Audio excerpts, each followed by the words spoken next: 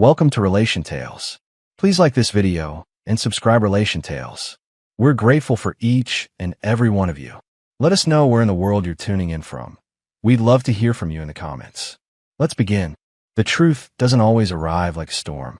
Sometimes it slips in quietly, rearranges your life while you're still pretending everything is fine, and waits for you to notice the damage. I didn't catch my marriage breaking in one dramatic moment.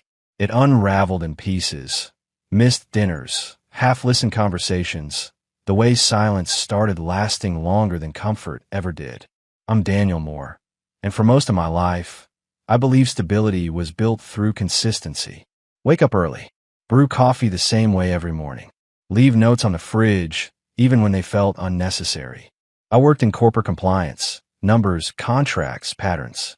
I trusted logic because logic never lied to me. People did. My wife, Lauren Moore, and I had been married for 8 years. Not the loud, dramatic kind of love, something steadier. She was ambitious, sharp, always reaching for more. I admired that, supported it. When she landed a high-profile role at a consulting firm, I was proud. I celebrated her wins, even when they started pulling her further away from me. At first, it was small things. She stopped asking me about my day. Her phone buzzed late at night, and she'd angle the screen away, smiling faintly as if she'd heard an inside joke I wasn't part of. When I asked, she'd brush it off with casual explanations. Deadlines, team chats, pressure. I want to believe her. But there's a certain loneliness that settles when someone sleeps next to you, but lives somewhere else entirely. I felt it in the mornings when she rushed out without coffee. In the evenings when she came home energized but distant, talking more about her boss, Victor Langston, than anything we shared. Victor's name came up too often, always with admiration, always with that same restrained excitement. He really believes in my potential, she once said, eyes glowing. I smiled back, though something tightened in my chest. Weeks later, I noticed receipts that didn't add up. A hotel bar charge in a city she claimed she hadn't visited yet. A gift bag tucked deep in her closet. Expensive, unfamiliar. I didn't confront her. Not yet. I've learned that when people think they're safe, they reveal more. So I paid attention. I watched how her routines shifted, how she started dressing with intention again, not for me, but for something else, how she practiced conversations in the mirror, how she laughed at texts and grew irritated when I interrupted. And then came the conversation that confirmed what I already knew. She stood in the kitchen one evening, stirring pasta she barely touched, speaking in that measured tone she used when she wanted approval without debate. She mentioned an upcoming work obligation. Out of town. Important. Non-negotiable. She framed it like a burden she was forced to carry. I nodded. Told her I understood. Told her to focus on her career. I even helped her choose which luggage to take. What she didn't see was the quiet shift inside me. The moment trust finally stopped asking questions and started gathering facts. That night, after she fell asleep, I opened my laptop and began doing what I do best. I traced timelines, emails, expense records, company policies, and something else too, patterns of power, influence, and secrecy. Because betrayal doesn't just break hearts. It leaves evidence. And once you see it clearly, you stop being hurt. You start being strategic. Lauren left before sunrise. I heard the soft click of the front door and waited until the sound of her car disappeared down the street. I stayed in bed a few minutes longer, staring at the ceiling, letting the quiet settle. 8 years of marriage had taught me the difference between normal silence and the kind that follows a lie. This one pressed heavier on my chest. Once she was gone, I moved with purpose. I showered, dressed, and poured the coffee she no longer drank with me. My routine stayed intact, because discipline was the only thing that kept anger from taking over. While the coffee brewed, I opened my laptop at the kitchen table, the same place where we once planned vacations and argued over paint colors.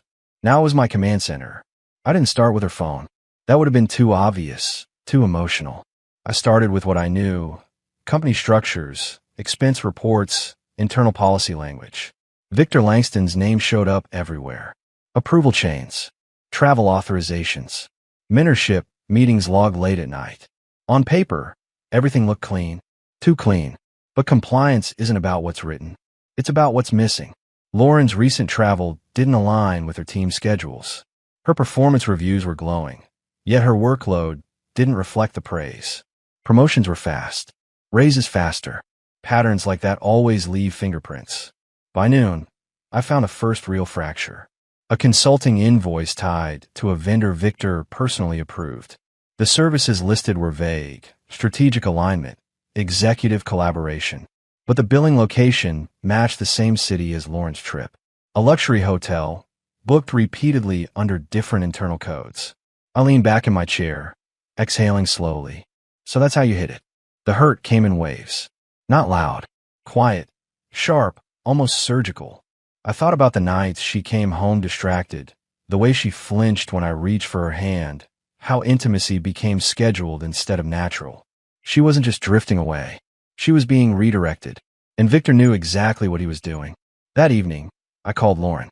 She answered on the third ring, breathless, voice bright in a way I hadn't heard in months. The sound alone confirmed more than any document could. "Hey," she said. "Everything okay?" "Just checking in," I replied calmly.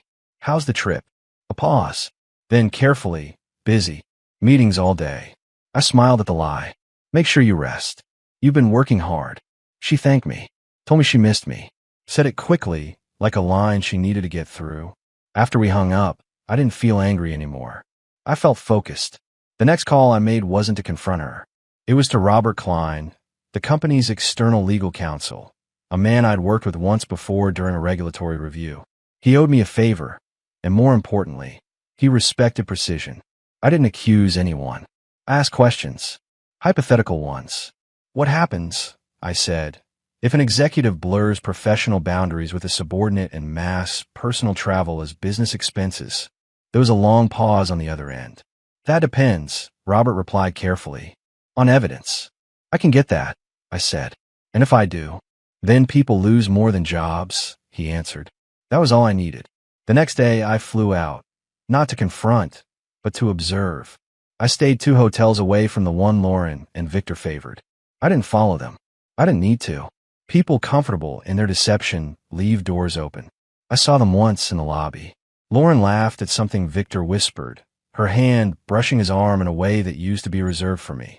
That image burned, but it didn't break me, because something else was happening too. I had reached out to Evelyn Langston, not with accusations, with concern. I sent her an email, brief, respectful. I mentioned irregularities I'd noticed in corporate spending that involved her husband's department. I asked if she'd be open to a conversation, woman to woman, spouse to spouse, about transparency. She responded within the hour. We met the following afternoon in a quiet cafe. She was composed, intelligent, sharper than Victor ever gave her credit for. I laid out what I had: documents, timelines, patterns. I didn't embellish. I didn't need to. Her hands trembled slightly as she scrolled through the files. "So he told me these trips were investor meetings," she said softly. I nodded. "That's what he told everyone." She looked up at me, eyes steady now. "And your wife?" I didn't defend Lauren. I didn't attack her either. I told the truth. "She made her choices," I said. "But he created the environment." Evelyn closed her laptop slowly. "Then we handled this properly," she said. "Not emotionally. Correctly." That was the moment I realized something important. This wasn't just about revenge anymore. It was about accountability. And by the time Lauren boarded her return flight, the life she thought she was stepping back into no longer existed. Lauren came back on a Friday afternoon. I knew the exact time her flight landed because I'd already reviewed the itinerary she never shared with me. By the time she rolled her suitcase through her front door, I was sitting at the dining table, posture calm, jacket pressed, coffee untouched. Nothing about the house looked different. That was intentional. The quiet should feel safe right before it collapses. She paused when she saw me dressed like that. "You look formal," she said with a light laugh, trying to read the room. "Long week," I replied. "Sit with me for a minute." Her smile tightened, but she set her bag down and took the chair across from me. She smelled like that unfamiliar perfume again. I noticed everything now. Before she could speak, there was a knock at the door. Lauren frowned. "Were you expecting someone?" I stood without answering and opened it. Evelyn Langston stepped inside first, composed, eyes clear, holding herself with the quiet authority of someone who had already processed the truth. Behind her was Robert Klein, briefcase in hand, expression neutral. No judgment, just procedure. Lauren's color drained. "What is this?" she asked, voice barely above a whisper. I gestured toward the table. "Please, sit." Evelyn took the seat beside Lauren. The contrast between them was stark. One frantic, one unshaken. Robert placed his briefcase down carefully and opened it, laying out folders with deliberate precision. "This meeting isn't formal," Robert began, "but the implications are not." Lauren's eyes darted to me. "Daniel, I don't understand." I met her gaze. "You understand more than you're admitting." Evelyn slid a document across the table. Expense reports, hotel confirmations, internal emails with timestamps that didn't match their stated purposes. "I didn't come here to shame you," Evelyn said evenly. "I came because lies grow when they're protected." Lauren's hands trembled as she flipped through the pages. Victor said, "I know what he said." Evelyn interrupted. "He said the same things to me." Silence stretched. Lauren finally looked at me, eyes glossy. I was confused. I felt invisible. He made me feel seen. The words landed heavy, but they didn't wound me the way she probably expected. "I spent years seeing you," I replied quietly. "You just stopped looking back." Robert cleared his throat gently. "Effective immediately. Victor Langston is under internal review. His access has been suspended pending investigation." Lauren's breath hitched. "You can't do this." I leaned forward, voice steady. "I didn't. Your choices did."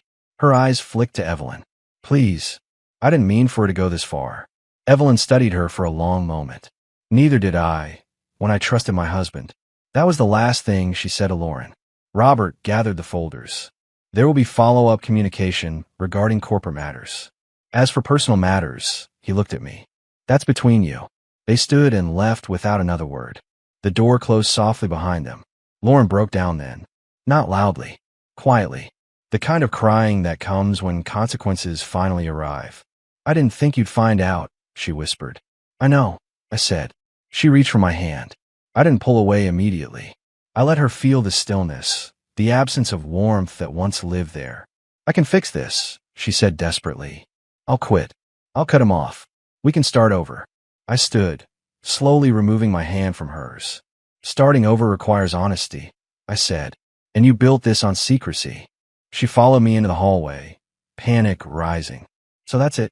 You just destroy everything." I turned to face her, not angry, resolved. "I didn't destroy anything," I said. "I stopped protecting a lie." That night, she slept in the guest room. I stayed awake, not because I was hurting, but because I felt something else settling in. Clarity. In the days that followed, Victor's world unraveled. Investigations, suspensions, public silence where authority once lived. Lauren's phone buzzed constantly. Calls she didn't answer, apologies that came too late. She tried to paint herself as a victim, as someone misled. But growth doesn't come from rewriting history. It comes from facing it. And I was already moving forward. Because while she was losing everything she thought mattered, I was finally reclaiming myself. The house felt different after that. Not emptier, clearer. Like the air had finally been let in after years of sealed windows. Lauren moved quietly for a while, as if volume alone might decide whether she was allowed to stay. I didn't rush her out. I didn't yell. I didn't punish her with cruelty. I let reality do the work. Victor's investigation moved faster than anyone expected. Companies don't like risk, and once patterns surface, they act decisively. His name disappeared from internal directories. Meetings were reassigned. Authority evaporated. The man who once spoke with certainty now spoke through attorneys. Lauren resigned before she was formally questioned. She said it was to protect her dignity. I understood it differently. Some people leave before the ground finishes shaking. One evening, she finally sat across from me again at the dining table, the same place where everything unraveled. Her face looked older somehow, stripped of the confidence she borrowed from someone else. "I don't recognize myself anymore," she said quietly. I nodded. "That happens when you live as someone you're not." She asked if I hated her. The question wasn't dramatic. It was tired. "I don't," I said honestly. "But I can't live beside someone I don't trust." She cried again, but this time there were no excuses in it. Just loss. A week later, she packed properly. Not hurried. Not secretive. She left a note on the counter, apologizing without asking for forgiveness. I respected that more than anything she'd said before. When the door closed behind her, I didn't feel victorious. I felt grounded. Evelyn and I spoke once more after the dust settled. Not about blame, about boundaries. She filed for separation quietly, choosing privacy over spectacle.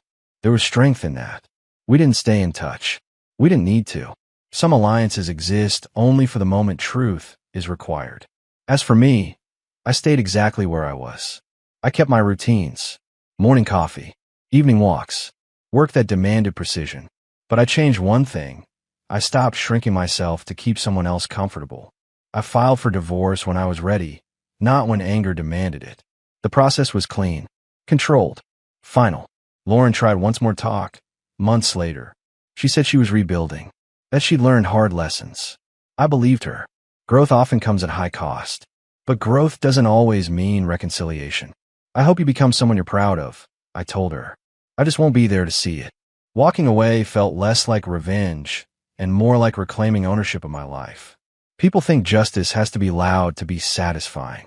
That revenge requires destruction. But the most powerful form of it is quiet, when you refuse to carry what someone else broke. I didn't win because she lost. I won because I refused to lose myself. And that was enough.